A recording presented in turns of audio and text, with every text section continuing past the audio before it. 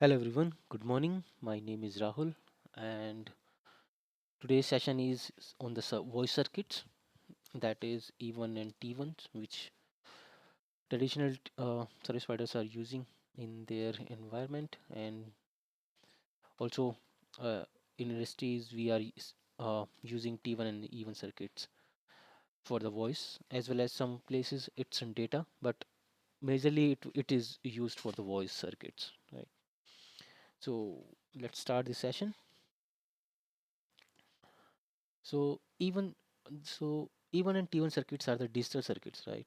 So these are used for the transmission of voice as well as data. And even is prominently used in Europe and Asian countries. Like in India, we are using even circuits, and on the other side, T1 circuits are used in North America and Japan. So this information should you should be having before implementing any network or voice infrastructure in any of the locations. Like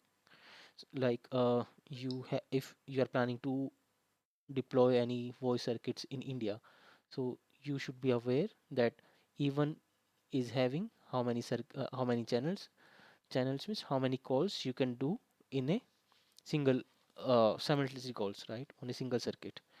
Likewise, you have to define your capacity, or like how many calls you are going to perform in your office at a single point of moment, right? I will discuss it further. So going further on the topics, slides, like both circuits, E1 and T1, both are using time division multiplexing for transmit multiple voice channels over a single physical medium, right? So here is the overview of the T1 circuits. Like T1 circuits, its speed is 1.544 Mbps, right? And it has 24 channels, and each is having 64 kbps of speed, right, or bandwidth. So, like it's in my previous session on the sampling, I have shown you how the voice are sampled and how much bandwidth it's used, right? So in TDM, every channel is used 64 kbps of speed. And so the framing structure will be like it is having 24 channels, right? And every channel is containing 8 bits, and there is one framing bit. So on the calculating of this, it will come around 193 bits, right? And the sampling rate is 8000 samples per second, right? And there is a line coding, and the line coding it uses AMI, alternate mark inversions, or bipolar 8-0 substitutions, right? So this information is required for you to configure your E1 or T1 circuits in your environment, because this information you have to check with your service provider what are the line codings they are using. Accordingly, you have to configure your E1 circuits or the T1 circuits on the voice gateway side. And the application where we are using T1 circuits, like it's used in the PBXs, termination of the voice circuits, WAN circuits, and the digital voice services, right?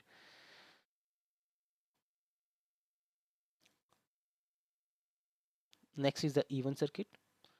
So data rate is 2.048 Mbps. In E1 circuits, we are having 32 channels, and each channel is having 64 kbps of bandwidth. So the channel division is like this, like 30 channels are used for the voice or data.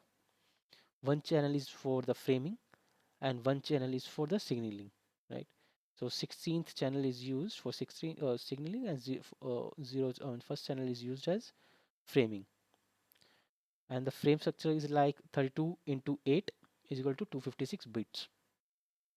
Here you can see the line coding is HDB3, high density uh, bipolar 3, right? And application it's like same. We are using it as a ISDN services, PBX systems, or PSN connectivity. So in India we are using E1 circuits, right? So this is the comparison of E1 and T1 on a single page. The data rate, right? And the channel, voice channel, how many voice channels are used.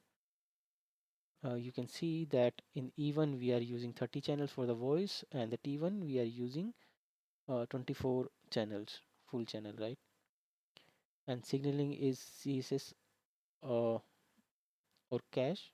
Here we are using majorly cache, CAS, common associated signaling, right? And the even we are using a CSS, CCS, sorry.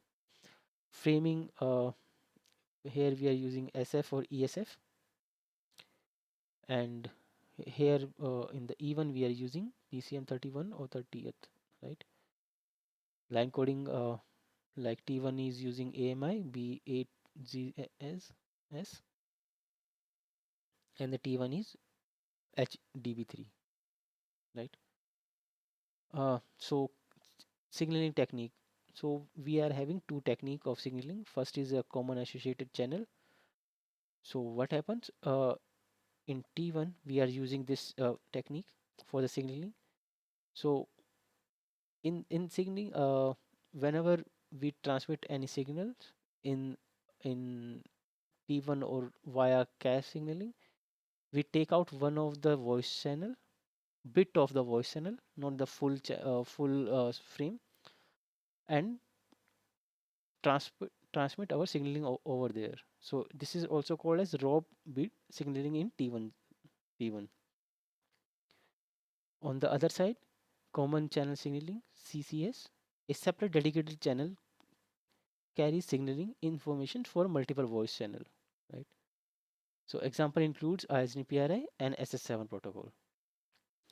So that's the reason in even circuits we are using 30 channels, because one channel is used for framing and one is used for your signaling, right? On the other side, in even T1 circuits, we are using cache, that is raw bit. So within a channel, we transmit our signaling information. So the cache is signaling information is transmitted within the same channel as the voice data or data, right? So in interviews, uh, uh, uh, your interviewer can ask this question: what is the differentiate between CCS and cache, right? So you should be aware of these things and which circuits T1 or even using cache or CCS, right? So this type of questions can be asked in your interviews. Framing, the this is the information which is required to configure your T1 and even circuits, right? Uh, your service provider will inform you that whether they are using SF or ESF framing at their side. Accordingly, you have to configure the framings in your PBX.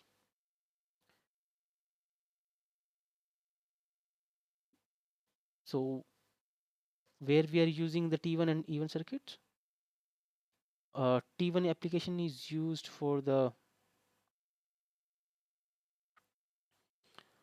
PBX, center office, and data transmission over the WAN circuits, right? And the even is also used in the ISDN circuits, high capacity voice services in the telecom network, and it's an integration between digital PBX systems, right? So T1 framing is 24 frame channels, and each is containing 8 bits, right? So 192 bits plus one framing bit is equal to 193 bits per framing. And on the other side, in even we have 32 channels, each is having 8 bits. So in each frame we are having 256 bits, right? So this is a summary of the session. Like both T1 and E1 are the foundational technologies in digital telephony, right?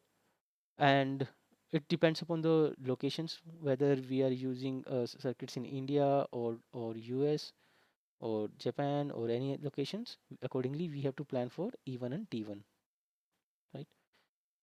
And I hope you like this session. And most of the things over here on interview perspective, as I mentioned, that the interviewer can ask you question on the CAS and CSS and how many channels we are having on E1 and T1s, right? Uh, these questions are mainly asked for those candidate who are looking job in L1 or L2 type of work, right? But in case of any architecture level, they can ask you how many uh, T1 ports you can buy or you can plan to buy at any new site, whether it's in India or any specific locations they will give you. So you can ask them that if it's a India, we are using E1, and accordingly we can plan for the T1 circuits. But before that, you need to know how many calls are hitting to your PBX at a single moment, right? If, for example, if you are having a call center, right, and in call center you know that number of calls volume is very high, right? For example, if you are having 64 calls per second in your PBX, so you might be having more channel in your system, right? So that you can cater all the calls in a single or in a few minutes, right? Because 64 calls are hitting at a moment means you must need at least two even circuits plus some spare even circuits so that you can cater those calls at a moment, right? So all of these things should be planned before your implementation step. uh, I hope you like these sessions. Please like and comment. Also let me know if you need any more information on any specific topic. I will create the session for that. Thank you so much. Have a nice time. Bye bye.